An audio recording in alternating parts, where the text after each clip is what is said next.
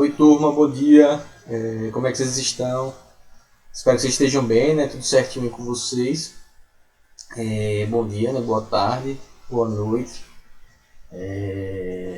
Bom, nas últimas aulas a gente começou a falar sobre o processo de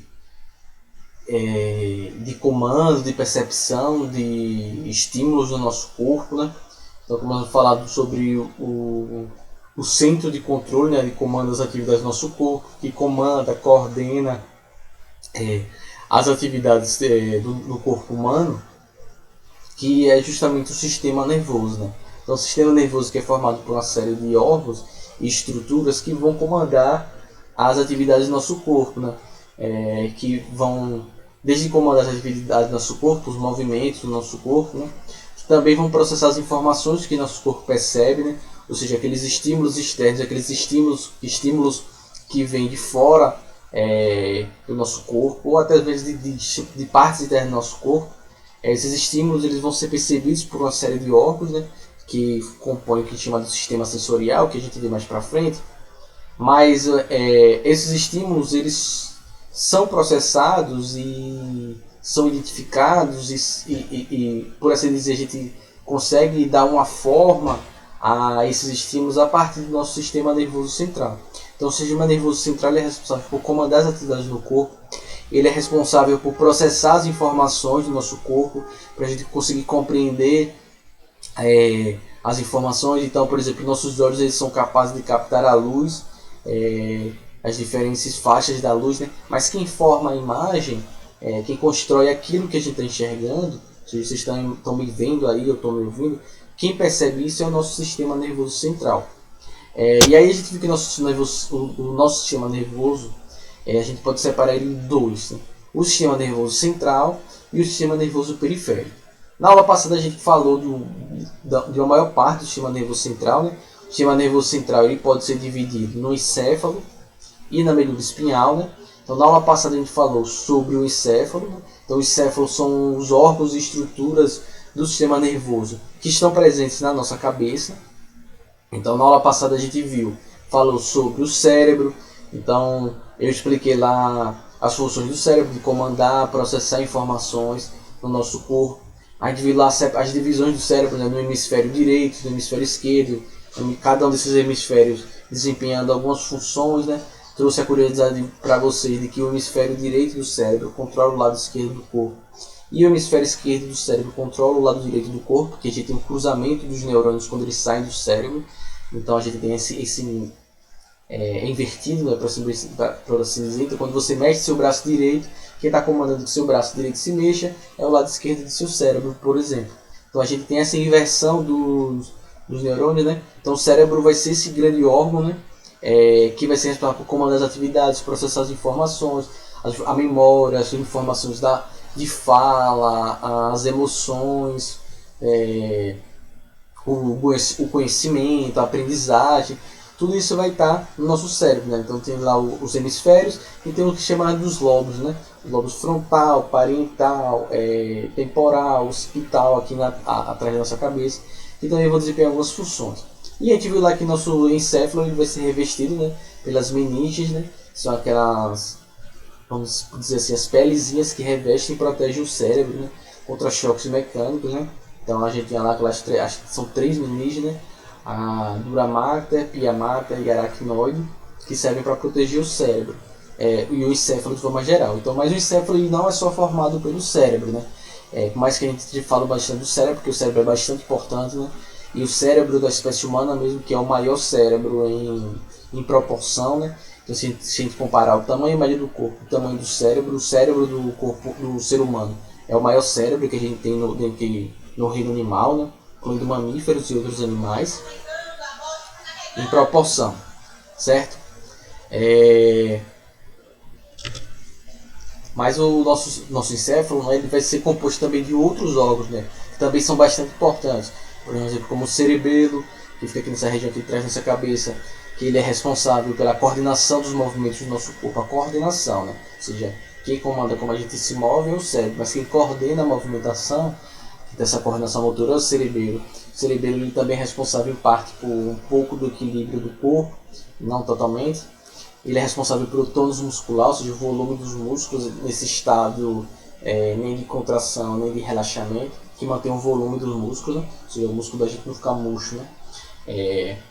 Por exemplo, quando a pessoa fica perde os movimentos, por exemplo, das pernas, chega um momento que os músculos delas vão atrofiando, perde o tônus muscular. Isso acontece porque quando a pessoa sofre um acidente, por exemplo, e perde essa conexão do cerebelo com os membros inferiores, o cerebelo não consegue mais controlar o tônus muscular, e aí, como ele não controla mais o tônus muscular, esse volume os músculos começam a se atrofiar. E a gente também tem um bulbo no nosso cérebro que é responsável pelo controle da respiração, dos movimentos respiratórios do nosso corpo.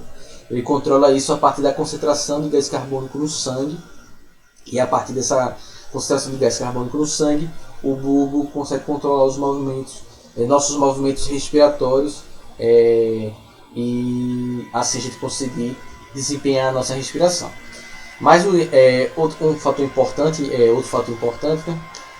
Que esses foram os órgãos do encéfalo, mas a gente não terminou de falar do sistema nervoso central, porque faltou falar sobre a medula espinhal, que a gente vai falar hoje. Hoje, nessa aula, a gente vai conversar sobre a medula espinhal e vamos falar também sobre o sistema nervoso periférico para a gente terminar o sistema nervoso, e na próxima aula a gente vai começar a falar sobre o sistema sensorial do corpo humano, certo?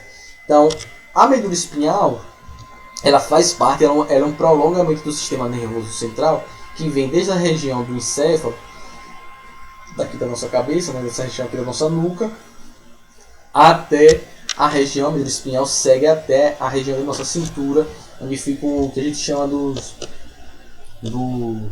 dos ossos da cintura, que chama de bacia, né? Na verdade é o osso sacro, por onde vai estar a medula espinhal. Então a medula espinhal, ela faz parte do sistema nervoso central, certo? Mas ela não faz parte, só uma partezinha dela está na cabeça, no encéfalo, mas a maior parte dela, da medula espinhal, vai estar dentro da nossa coluna vertebral. O que é a coluna vertebral? A coluna vertebral é uma estrutura esquelética que é formada pelas vértebras, formado pelos ossos. Então, é esse osso que vem aqui da nossa nuca, aqui da nossa cabeça, até a região da nossa cintura, que passa no meio das nossas costas. Então, a gente tem que tomar cuidado para não confundir a medula espinhal com a coluna vertebral. A coluna vertebral faz parte do sistema esquelético, vai dar sustentação ao nosso tronco, certo? Manter nosso tronco sustentado, e ele também protege a medula espinhal. A medula espinhal é parte do sistema nervoso central, ela passa por dentro da coluna vertebral. Então a coluna vertebral ela protege a medula espinhal. A medula espinhal é uma estrutura muito sensível, né? Então ela vai ficar por dentro. Então a medula espinhal ela passa por dentro da coluna vertebral. Então a medula espinhal faz parte do sistema nervoso central e a coluna vertebral faz parte do sistema esquelético. Então a coluna vertebral são os ossos, as vértebras, e a medula espinhal é esse cordão nervoso que liga o encéfalo a todas as outras partes do corpo. Então todas as estruturas do nosso corpo, todas as estruturas do nosso corpo que estão abaixo, que não estão na nossa cabeça, que estão no nossa região do nosso pescoço para baixo, para se conectar ao sistema nervoso, ao encéfalo, ao cérebro, ao cerebelo, essas informações elas precisam passar pela medula espinhal. Então a medula espinhal é uma parte do sistema nervoso central que conecta o encéfalo às demais partes do corpo, principalmente as partes que não estão na cabeça, né? As estruturas que estão na cabeça, por exemplo, os olhos, os músculos da face, eles se conectam diretamente com o encéfalo, né? Com os órgãos do sistema nervoso central na cabeça. Mas aquilo que não está na cabeça, toda essa informação, esse tráfego de informação saindo do sistema nervoso central ou indo para o sistema nervoso central, para o encéfalo, ele passa obrigatoriamente pela medula espinhal. Então a medula espinhal é essa ponte que conecta todas as partes do nosso corpo ao encéfalo, certo? Com exceção dos órgãos e estruturas que estão no encéfalo, que estão na cabeça. Eles se ligam diretamente ao encéfalo. Então essa medula espinhal ela vai seguir lá, então ela tem algumas regiões, né?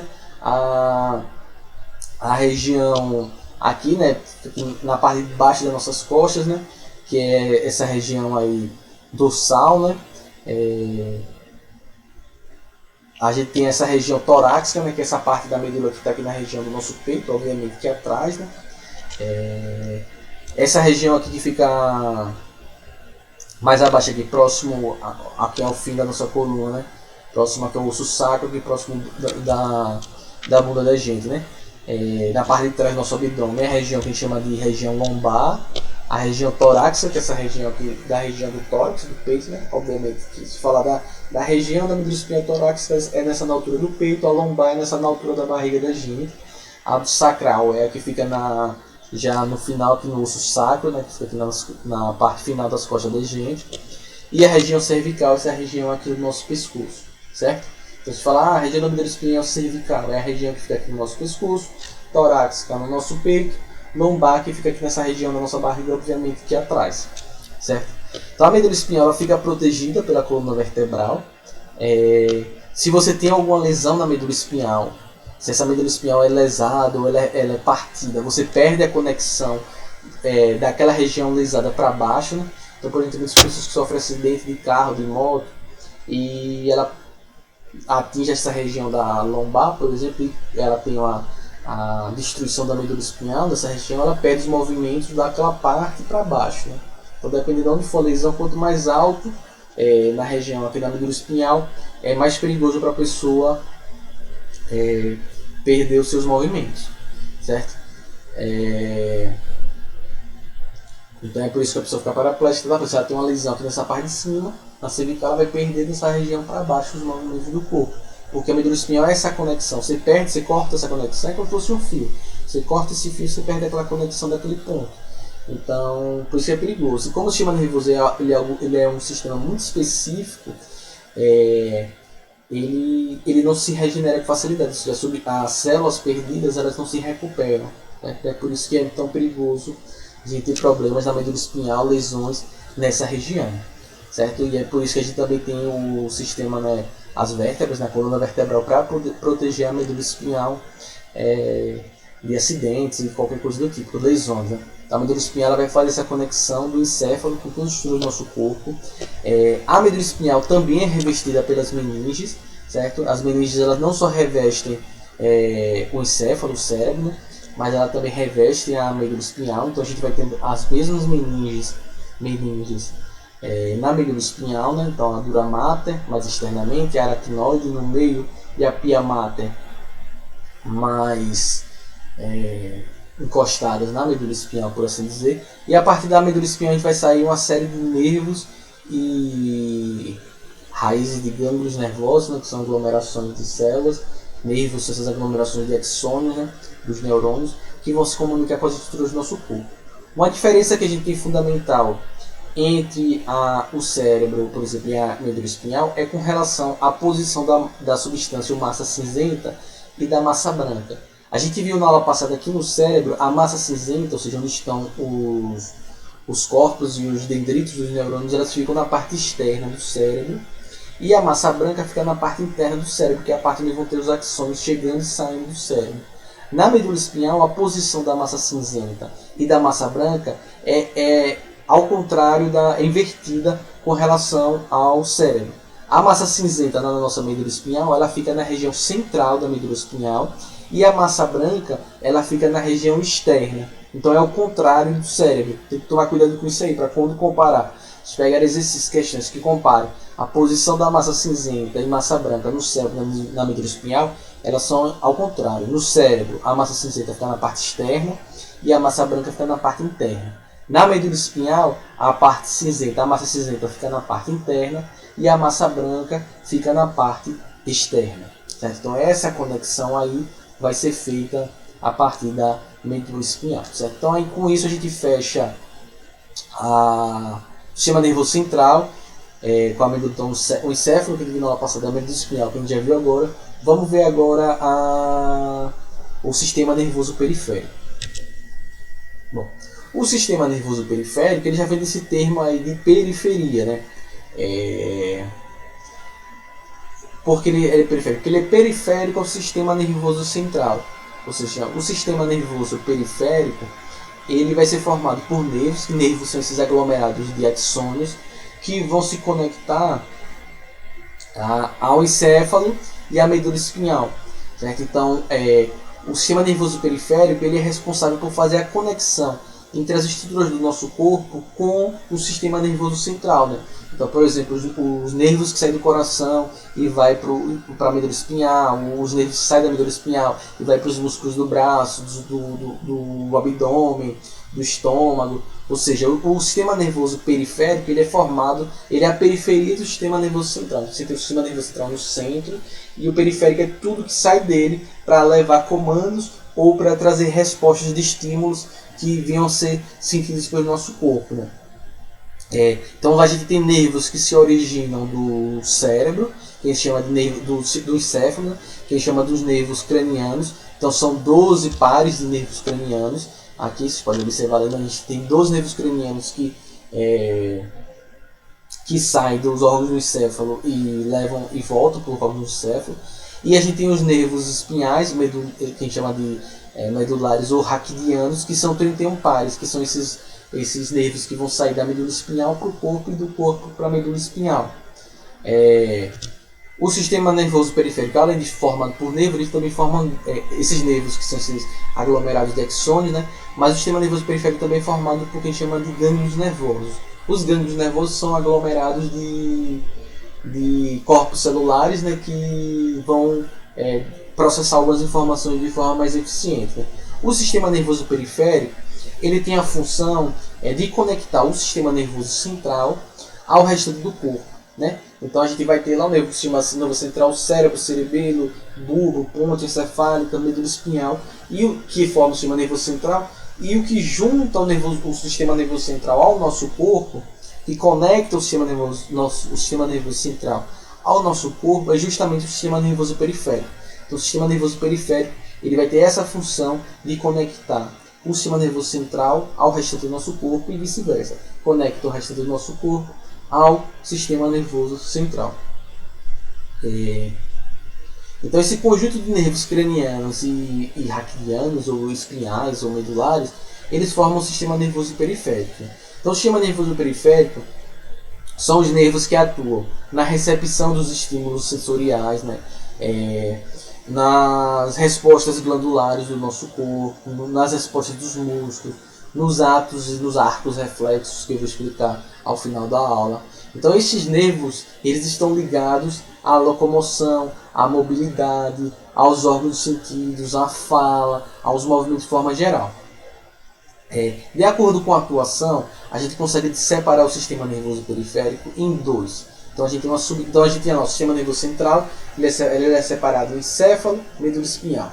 Temos o sistema nervoso periférico, que é formado por esses nervos, esses gânglios nervosos, que vão conectar o sistema nervoso central ao nosso corpo, responsável pelo transporte de informação, né? E esse sistema nervoso periférico a gente separa em dois. A gente separa o sistema nervoso periférico em sistema nervoso somático e sistema nervoso autônomo.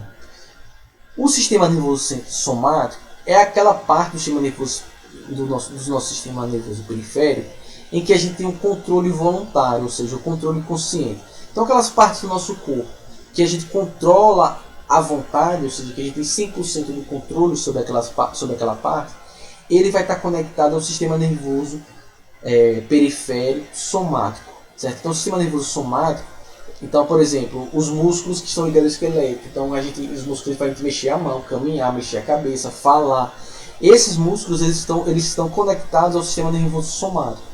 Então toda ação voluntária que a gente tem no nosso corpo, ou seja, toda ação consciente que a gente tem no nosso corpo, ela vai estar sendo conectada ao nosso sistema nervoso central a partir do sistema nervoso somático. Então toda ação voluntária que a gente tem controle total, 100%, é ligada ao sistema nervoso somático. O outro sistema nervoso periférico é o que a gente chama do sistema nervoso autônomo. O sistema nervoso autônomo, como o nome já diz, ele está conectado e ele está ligado às ações do controle involuntário do nosso corpo. Ou seja, aquelas partes do nosso corpo que estão funcionando de forma inconsciente, ou seja, independente de nossa vontade. Então essas partes elas funcionam. O sistema nervoso periférico autônomo ele está ligado às partes do nosso corpo que funcionam independente da nossa vontade. Então ele vai conectar a órgãos e estruturas que não controlamos, que a gente não tem controle sobre ele. Então, por exemplo, ele vai estimular a ação de alguns órgãos e, em alguns casos, ele inibe os de outros órgãos. Então, o sistema nervoso autônomo ele é responsável, por exemplo, pela conexão ao controle. Então, os batimentos cardíacos. O batimento do coração é algo que é independente da gente, a gente tem controle sobre eles.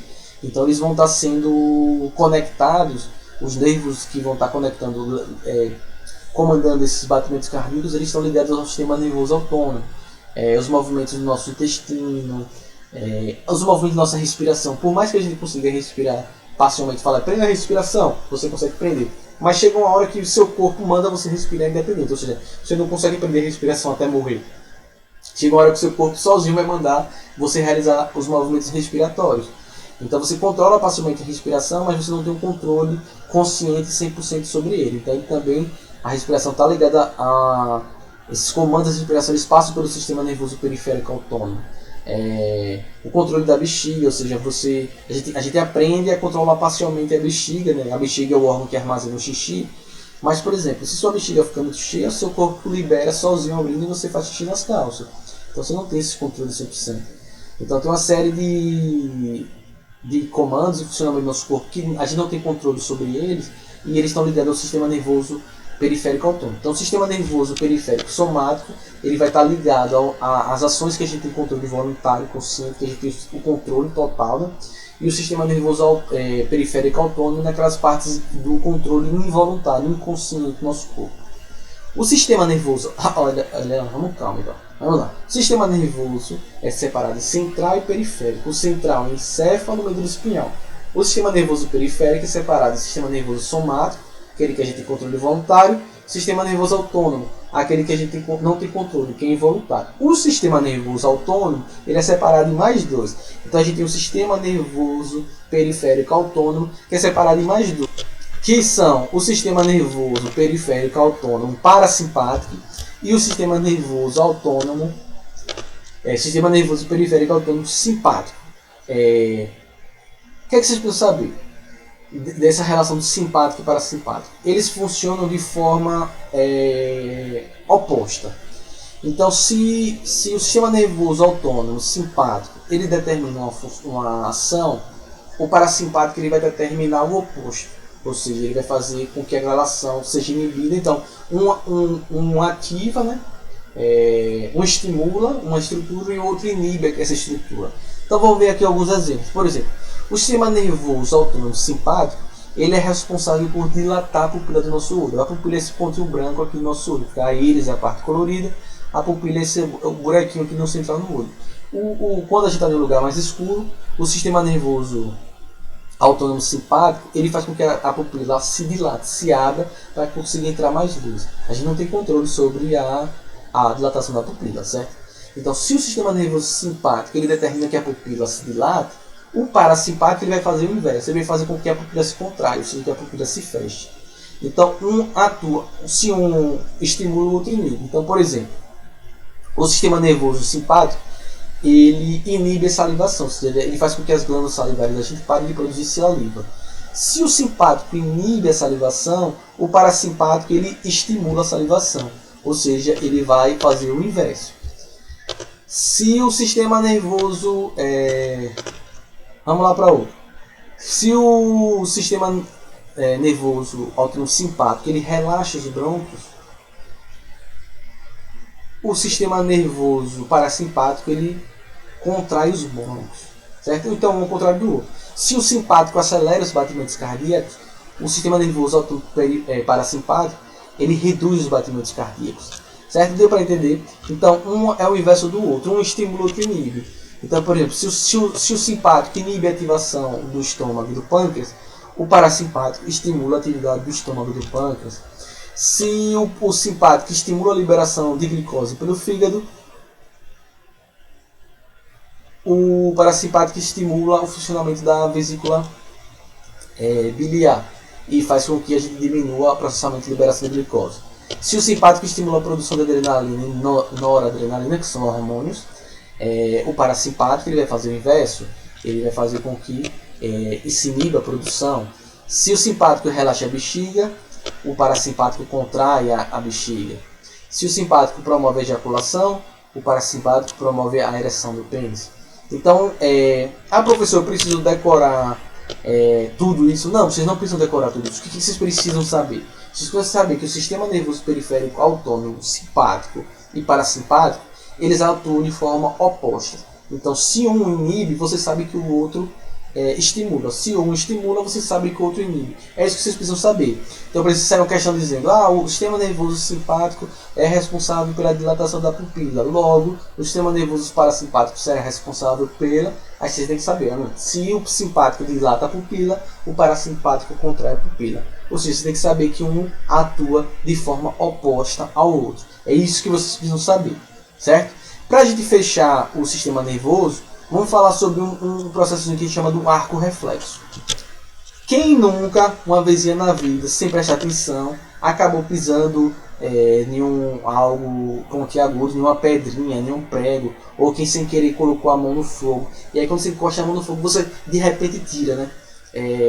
Ou seja, esse é um processo que a gente chama de arco reflexo. O arco reflexo é um processo que nosso corpo tem uma ação involuntária. O arco reflexo não é uma ação voluntária, é involuntária. Que nosso corpo tem são uma série de ações que quando nosso corpo está em algum momento de perigo. Ou seja, o arco reflexo é uma forma que o corpo tem de se proteger de forma involuntária. Ou seja, antes do cérebro processar o que aconteceu, seu corpo já tomou uma ação para se proteger. Então, se você sem querer encosta sua mão em alguma coisa quente que você não viu, você vai tirar de forma bem rápida o braço e só depois você pensa nessa ação. Ou seja, isso é um processo. Essas ações que a gente toma de forma que a gente toma de forma involuntária em estruturas que a gente tem um controle, por exemplo, nos músculos do esqueleto, são o que a gente chama de arco reflexo. Então, o arco reflexo ele é um processo para proteger o nosso corpo. Então, por exemplo, às vezes alguém chuta uma bola, você está jogando bola, a pessoa chuta uma bola, você não vê, de repente você bota o braço bem rápido para se proteger, de forma involuntária, ou seja, você não pensou naquela ação. Isso é um arco reflexo. Então, o arco reflexo é uma série de ações e controles do nosso corpo que o nosso corpo ativa o arco reflexo quando a gente está em uma situação de perigo, numa forma de a gente tentar se proteger. Se a gente pisou em um prego, em uma pedrinha, se a gente topou em alguma coisa quente, e aí nosso corpo tem que tirar para a gente evitar que a gente tenha uma lesão maior. O arco reflexo ele é uma ação involuntária e ela é comandada especificamente pela nossa medula espinhal, ou seja, não é nosso cérebro que comanda essas ações de arco reflexo. Então, o arco reflexo é uma ação involuntária que é ativada em momentos de perigo no nosso corpo, que nosso corpo pode estar sofrendo, e ela é comandada pela medula espinhal, certo? Depois que ele faz o arco reflexo é que essa informação chega ao cérebro e o cérebro processa o que aconteceu. Mas o arco reflexo é comandado especificamente pela medula espinhal. E como é que acontece isso? Veja aqui no esqueminha. A pessoa foi sem querer e lá encostou o dedo na vela ali quente. Aí o que acontece? Os neurônios sensoriais e sensitivos, eles pegam essa informação, levam até a medula espinhal. Lá na medula espinhal, os neurônios de associação e a medula espinhal processam essa informação e mandam pelos neurônios motores uma resposta para que você puxe seu braço e tire seu braço da chama. Isso acontece, obviamente, em milésimos de segundo. Tá? Então, qual é o caminho do arco reflexo? Os neurônios sensoriais captam o estímulo de perigo, que pode ser qualquer um, pode ser do olho, né, uma bola vindo, seu olho viu a bola vindo. Então, esses nervos sensoriais, desses órgãos que vão captar os sentidos, eles levam essa informação pelos neurônios sensoriais ou sensitivos até a medula espinhal. Na medula espinhal, essa informação passa para os neurônios de associação e ele manda respostas para os neurônios motores para você ter uma resposta. Então, você colocou a mão no fogo, então o nervo sensorial leva essa informação até a medula processa e manda com que sua mão se contraia, seu braço se contraia, você puxa a mão e retire do fogo. A pessoa joga o chinelo na sua cabeça. Você vai, seu olho capta essa informação, passa essa informação para os neurônios sensoriais ou sensitivos. Eles levam essa informação até a medula passa essa informação para os neurônios de associação, vai até os neurônios motores e faz com que você levante o braço e se proteja dessa chinelada. Isso é o que a gente chama de arco reflexo. Uma ação involuntária que é ativada quando o corpo percebe alguma situação de perigo e é comandada pela medula espinhal. Só depois que o arco reflexo acontece é que o cérebro processa o que aconteceu, certo? Isso é o que a gente chama de arco reflexo. Qual é o caminho dele? Nervo sensorial capta o estímulo externo, esse estímulo externo, essa informação é levada, passa para os neurônios de associação, que levam essa informação para a medula espinhal determina uma resposta que passa para os neurônios motores que vão levar a essa resposta. Só depois disso é que o cérebro recebe essa informação e processa o que aconteceu, certo? Então tá aí, arco reflexo. Fechamos aqui nessa aula o sistema nervoso. Próxima aula a gente começa a estudar o sistema sensorial. Então fiquem bem, se cuidem e a gente se vê na próxima aula. Tchau!